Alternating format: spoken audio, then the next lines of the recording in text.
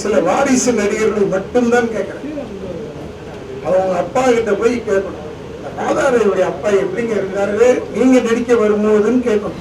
நோவடிக்கும் அளவுக்கு அவங்க பேசுறது, நான் பேசுறது எவ்வளவு பெட்டர். இதுல யாராவது அங்க போய் எதை போய் சொல்லுவோமான்னு சொல்றவங்க கூட சாப்பிட்டுட்டு போய் சொல்லுங்க.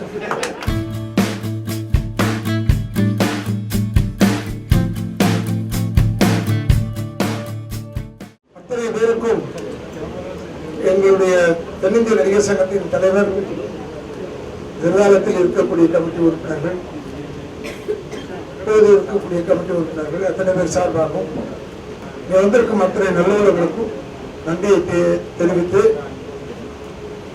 வெற்றி நமது, அதில் எந்த எல்லளவும் சந்தேகம் கிடையாது. ஏன்னா வெற்றி நமது தான். அதனால அவங்க அதை பேசுறோம் இதை பேசுறோம் ஏதோ பேசுறாங்க, எல்லாருடைய மனசை நோவடிக்கும் அளவுக்கு அவங்க பேசுறது, நான் பேசுறது எவ்வளவு பெட்டர். ஆதரவும் தனியாக ஒரு வார்த்தையை சொல்றேன்னு சொல்றாங்க. அதை விட மோசமா அவங்க பேசிக்கிட்டு இருக்காங்க. சோகா பண்ணிடுவாங்க, அதை பண்ணிடுவாங்க, 60 கோடி ரூபாய் வாங்கிட்டாங்க சொல்லிட்டு இருக்காங்க. உடனே அவங்க தெரிஞ்சுக்கணும், இப்போ நடிக்கிற சில வாரிசு நடிகர்கள் மட்டும்தான் கேட்கிறேன். அவங்க அப்பா கிட்ட போய் கேட்கணும், ராதாரவியுடைய அப்பா எப்படிங்க இருந்தாரு நீங்க நடிக்க வரும்போதுன்னு கேட்கணும். அப்ப கேட்டவன் எங்க சரித்திரம். அதனால நான் அது தனிப்பட்ட முறையில் சொல்லவில்லை. சரத்குமாருக்கு ஒரு பெரிய பாரம்பரியம்.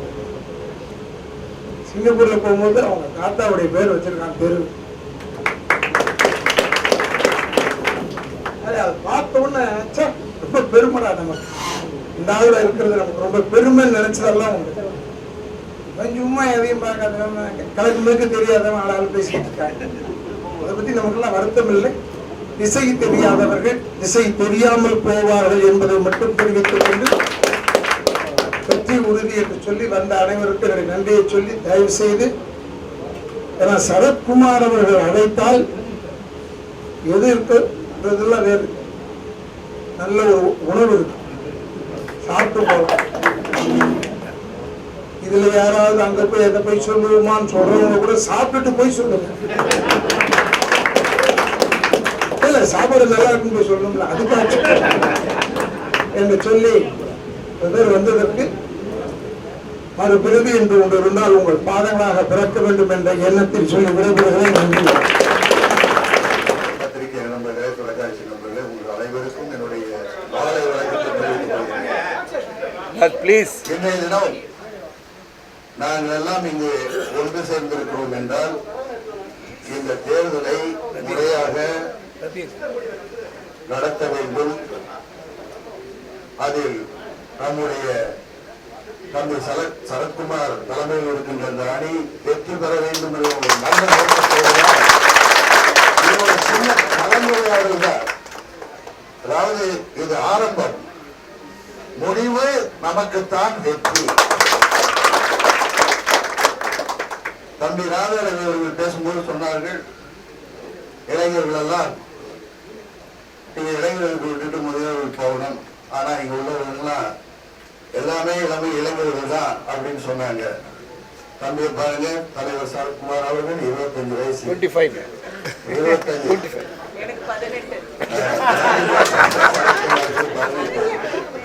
எதுக்கு சொல்றேன்னா, வயதை வைத்து எதையும் எடை போடக்கூடாது என்பதை தெரிந்து கொள்ள வேண்டும்.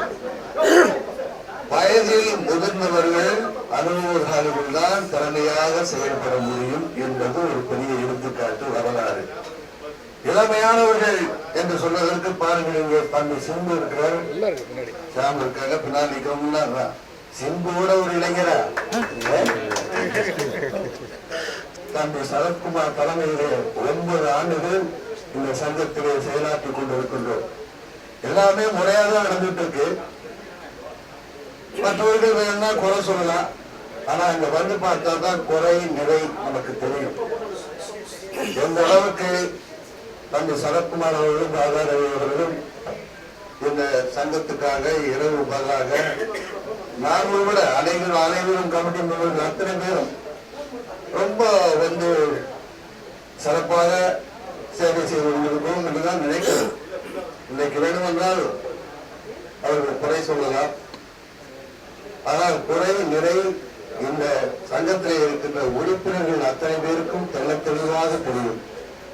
ஆகவே நாங்கள் இந்த தேர்தலிலே முறையாக, அதாவது 3148 உறுப்பினர்களை கொண்ட, அதாவது ஓட்டுரிமை உள்ள சங்கம் சிறப்பாக இருக்க வேண்டும், முறையாக நடத்த வேண்டும்.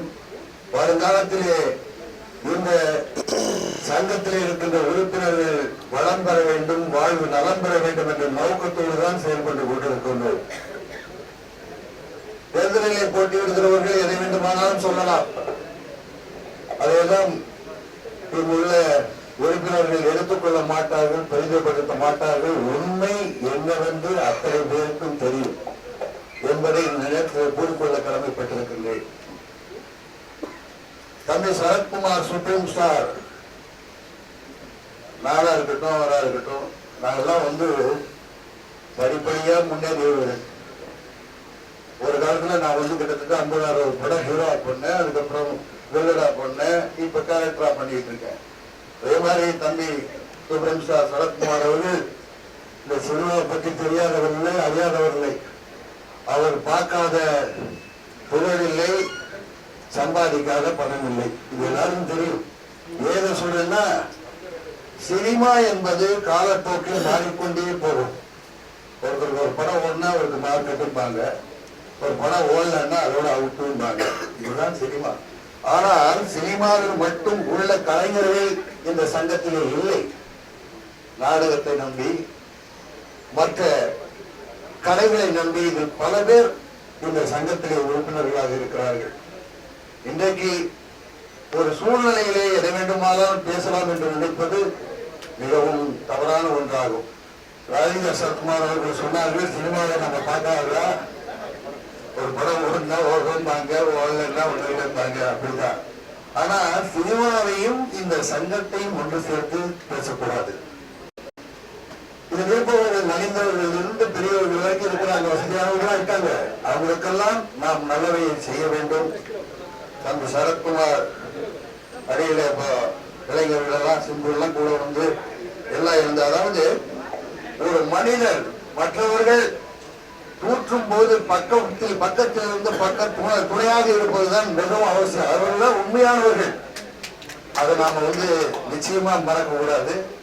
நல்லதை செய்தவர்கள் தம்பி ராஜாரவி அவர்கள், அவரு 1000 பேர் 1000 சொன்னா கூட இந்த சங்கத்துக்காக, நலிந்த கலைஞர்களுக்காக, நாடகங்களுக்காக மிக சிறப்பாக அல்லும் பகலும் உழைத்துக் கொண்டிருக்கின்ற யாரும் மறுக்க முடியாது. என்னுடைய உரையை முடித்துக் கொள்கிறேன். நன்றி, வணக்கம்.